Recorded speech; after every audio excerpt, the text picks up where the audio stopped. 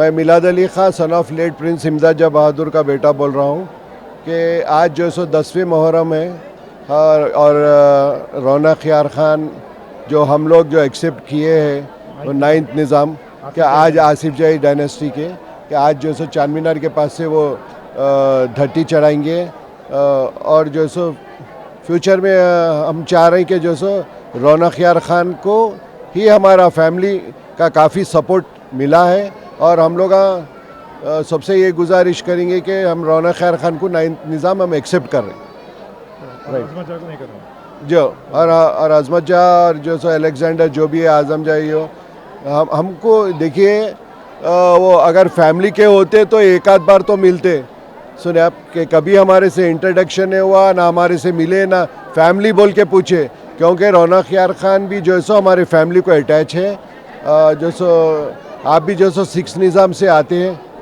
आपका शिजरा 6 निज़ाम से है ना 6 निज़ाम से आते हैं जो तो जो सो हम चाह रहे हैं रौनक यार ख़ान एक सिंसियर पर्सन है कि हम चाह रहे हैं रौनक यार ख़ान को इजमा फॉलो करेंगे बस आई एम रौनक यार Khan. My cousin Milad has just introduced me and shown his acceptance to me, towards me. They are the children of the 7 Nizam. I've always been accompanied by people of the 1 to 6 who are about 4,500 in numbers. But today it's a Shia festival, and the last Nizam in his later years in his life had tilted towards Shiaism, in the Shia aspect of Islam. And these are his children. So they are mostly Shia and they are also supporting me. That's why they are here in large numbers today. And today, because it's very crowded and the police is not allowing, a big stage and all that, so we have to manage with very limited space and very few people. So I've asked only my cousins from the 7 Nizam downward to accompany me. There's another very big group of 1 to 6. Today they are not with me, and you must have seen them many other times and reported in many papers. But if you notice that the Nizams used to respect the Shia culture, which was the basic faith of the people who are founders, the kings who were founders of Hyderabad, who are the Qutub Shahis. They are the ones who built the Charminar, and you can see some of the Shia motives inside Charminar also. That was their personal leaning towards that aspect of Islam, which is Shia. But in all of them, the whole dynasty was Shia, and they are the founders of Hyderabad, and they built the Charminar, and Charminar even today is a symbol of Hyderabad. And today being a Shia festival, we thought it's more appropriate to have the whole event here rather than some personal space the last Nizam used to use, because the Nizams were not very, they honored the Shia faith, because they were very, open to all faiths and all that, but they were basically a Sunni faith except for the last Nizam. So basically this faith is connected with the Qutub Shahis. And the Charminar is Qutub Shahi. From that time, it's a foundation stone of Hyderabad. It was created as a beginning of Hyderabad. It's like a foundation stone. I'm repeating a bit because I'm also not very, I have to get the history right. And even today, Charminar still stands and is not going to change. The place where the Nizam chose to anoint the elephant, procession and take the blessings was in a private area. And there's no power now of the Nizam, and that was his personal choice. And tomorrow there might be apartments there, but Charminar will not change. And that was his personal space, and that was a private area, but there's nothing private about the Nizam anymore. I've been chosen democratically by the majority, maximum 99% of 95% of my family have chosen me across all the 1 to 7 Nizams who were the rulers. So I feel now I have to be available, and this Charminar is a public space, it's not exclusive. And anybody who's trying to show they're exclusive is just pretending. They're just, posing and pretending, because there's actually no power. We have to be available to the public. If they voted me, I have to be available to them. And Charminar is a place where you can be available to all, not some private space owned by a school or owned by some, royal. Today also we'll be going to a family called Ali Cottage, and they're very close friends of mine, and the elephant comes there also, the procession. And it's very private, so it's fun to, take the blessings from the elephant procession there and offer dhatti, and in exchange they give back something which is already blessed, so we collect that, and that's more of a friendly thing. But today the family is here, and I wanted to connect with Charminar and say, from now on Charminar will be like a point where we intercept the elephant and take the blessings. In future will be that, and we are also collaborating with somebody called Shia Council, and Shia Council works a lot for the community out here, and they are actually Shia, so obviously they are more connected. So I'll be working with them, and they'll be giving me ideas. I'll be oking them, backing them, getting some support. They have their own support, and I expect all the other other political parties like MIM and all that also to chip in, because after all they also want the better of the people. They're also Muslim. So all that is there, but from now on there'll be a turning point, and all the rituals and all that of the earlier rituals of the Nizams who are not in power anymore, they'll be diluted a little bit, and new era will start where we modernize things, and I integrate my family into the democratic India, which is required because they're all still living in a shell. Some of them are shell shocked because they lost the power. They're not able to come to terms with it, and they need to be integrated because some of them are not getting the right opportunities. Some of them were not trained to look for jobs. So all that I'll be training them and getting them accustomed to living with the society now, which is now modern India and democratic. I myself am a product of a democratic voting, which is called Ijma in Islam. That's the only proposal of Islam. And any father might want his son, and like the last king, he even jumped his own son, which is so he didn't even follow a primogeniture, which is for the eldest son. He jumped his son. The first Nizam jumped his son. The Prophet, the successor was Abu Bakr, because that was by the public. The Prophet's daughter, the bloodline is through her daughter. So everything, even the Aurangzeb who came and conquered Golconda here, he assassinated his own brother, jailed his father, but still he was a king. So everything is very abstract. You can't stop those things which happen out of power and force. But the only thing, Islam, though it doesn't stop the other things because it's powerless in those aspects, what they suggest is, though you may be a father, any father would want his son to be the king if he has the power. Otherwise, a son like Aurangzeb, he even killed his own brother and jailed his father. If you're a powerful king, you would want your son or second son, third son or daughter, somebody to be, from the family. But that is just something he wants, something a father would want of a son or a daughter or a second son or somebody. Or if he's in power, he went for his grandson. But the only thing Islam actually proposes is something called Ijma. Ijma is consensus. Consensus is nothing but basically democracy. In democracy, every individual vote counts. In Ijma, the leaders of different tribes, different areas, they get together and through consensus. Obviously, somebody will be upset because somebody may be disappointed, but the majority, what they decide, holds. So now the majority is my family, and they've accepted me through Islam, and even the Nizams were Islamic kings, so they also have to accept that. They accept that. Only when they're powerful, you could not question them. But today they're not in power, so Ijma will hold, because there's no more, Asif Jai dynasty. That's the dynasty we come from, which is the Nizam dynasty. This Asif Jai, the previous one were Qutub Shahis, who built this Charminar, which is in our background. That's why we chose this spot today. And the procession will be passing here where we will take the blessings.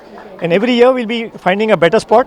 In this spot we didn't anticipate some of the pillars and a tree in the middle, but it's also quite natural. It's okay. But we are in the vicinity of the of the Charminar, which is a symbol of Hyderabad today, and of a multicultural society. And it's a symbol of that. It's a symbol of pluralism, where the Qutub Shahis were generally Shias, but they adopted everyone. They even married in Hindus, and even the Nizam married, and even the Mughals married. A lot of the children of the Mughals themselves have Rajput mothers. So everything is in India is very integrated, and we want to bring that out. My own grandfather Mehboob Ali Khan, when there were Musi floods in 1908, according to Mr. Vishwesvaraya, Sir Vishwesvaraya, he got into the raging waters and he did a Hindu yagna. Though he was a Muslim king. And in Maharashtra, there are small temples where people, if they, for their children to pass exams and all that, they go and give offerings at the small temples where the deity of Mehboob Ali Khan is there. And that is near Nanded, which is now in Maharashtra. Because Hyderabad extended from Maharashtra to Karnataka. Anyway, this is going on and on. I don't want to say anything further. I'll end with that. Thank you. Can you explain what is the Muharram, importance of Muharram?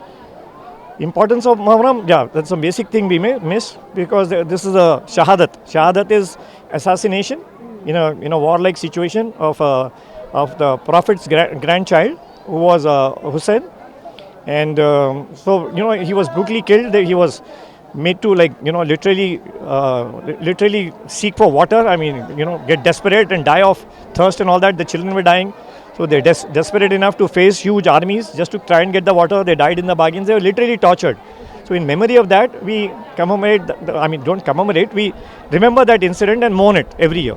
And the Shias mourn it even more vigorously because they do matam, they beat themselves. In today's Deccan Chronicle, they said they beat their chest. Some of them use swords on their own head. They got so carried away. Sometimes they have to be stopped. Sometimes they have to be taken away by ambulances because they get so carried away that they cut themselves, they chop their own heads, all kinds of things. Maybe people die also, but somehow the strange thing is those wounds heal in about 7 days, which is that magic, which is something which even I don't understand. What is the difference between past and now? Past and see, there's no difference between past and now. The thing is being mourned as vigorously as they did about 100 years ago. This happened about 1,500 years ago. But till date, it's mourned. And the population of Shias is increasing, definitely. So it's also that tradition is not dying out. And previously, the Qutub Shahis were Shia kings. So the lady, one of the wives of the Shias, she made this Azakhana, or started this procession of the elephant to do with Bibi Fatima, who was the daughter of the Prophet. So she started that, and one of the Nizam, the last Nizam, Usman Ali Khan, he's the seventh Nizam. His mother, one second, his mother was Shia. So in that memory, he made a Azakhana Zahra out here, which is about a kilometer from here, and he's taken up because his mother was Shia. He makes sure this event is organized every year in the name of his mother, in the memory of his mother, and he himself had tilted quite a bit towards Shia. People are slightly confused whether he actually became Shia or not, but all his predecessors, the Nizams, were Sunnis. So it's only a small portion of the Asif Jahis who were Shias. So we have to attribute all this procession and Charminar and everything, and the founding of Hyderabad, and the monument which represents Hyderabad, which was a foundation of Hyderabad and lives till today. All that is to do with the Qutub Shahis. So it's very, very appropriate that this today we did not get a very good spot near the thing. We didn't know we have to book it in advance. And next year we'll do it properly. It has to be in the presence of Charminar. And all my family will be there. Today half of them don't get parking, and we made a lot of arrangements for about 100 people, but not more than 20 turned up because there's a parking problem. You have to park a kilometer away, and even where you park, you can't lock. And now my driver parked the car somewhere. The policeman called up saying you have to remove it because the commissioner said that no car should be parked even in the parking. Those are regular parkings we parked about a kilometer away. Even there we are not being allowed. So next year we'll get the idea about how to organize, because we've not done it near Charminar before. It was always something like near Azakhana Zahra, where the Nizam built that Ashur Khana. And my cousins here, they are the ones whose grandfather it is directly. They are princes, both of them. One is through a son, one is through a daughter. And their whole families, the ladies go to Azakhana Zahra. And then opposite side are my friends called Ali Cottage. And there it is Siraj Unisa, who was Abid Bhai. And Siraj Unisa, she was a politician before. She was in charge of Hajj committee or something. And we go there because they are more like friends. So it's like friendly, it's also religious, it's also a chance of meeting the family. So it's all in one. It's a very good occasion to get together. And now we are waiting for the elephant. I hope he can come here, and there's a important thing is, see, all processions you can even carry it on a truck and all that. It's symbolic because all royal things, because this procession is connected with royalty and the Nizam's mother. It came on an elephant. So they're continuing with the tradition. Tomorrow something happens, they can even do it in a truck. But the tradition they're trying to follow. But because of modernization, tomorrow they might feel that the elephant is not capable, it can stampede, there's a risk to human life and all that, they might stop it. It's not really a necessity. It's more of a, it's a symbolism, it's a cultural thing. Like I told you, the Nizam had his own feelings, like he wanted to meet the elephant procession at a certain place which was private. That was his idea. That was just one Nizam. But we are now honoring the Qutub Shahis, where the whole like end to end the community was Shia. So they are more important, and they are the founders of Hyderabad. The Nizams were not founders. Nizams defeated them, but then they took over from the Qutub Shahis. But the Nizams also moved on. They are not in power anymore. With both of them not in power, at least the Qutub Shahis created Hyderabad. They are the founders of Hyderabad, and they are founders of Charminar, which exists today as a symbol of Hyderabad. So that importance I cannot stop repeating again and again.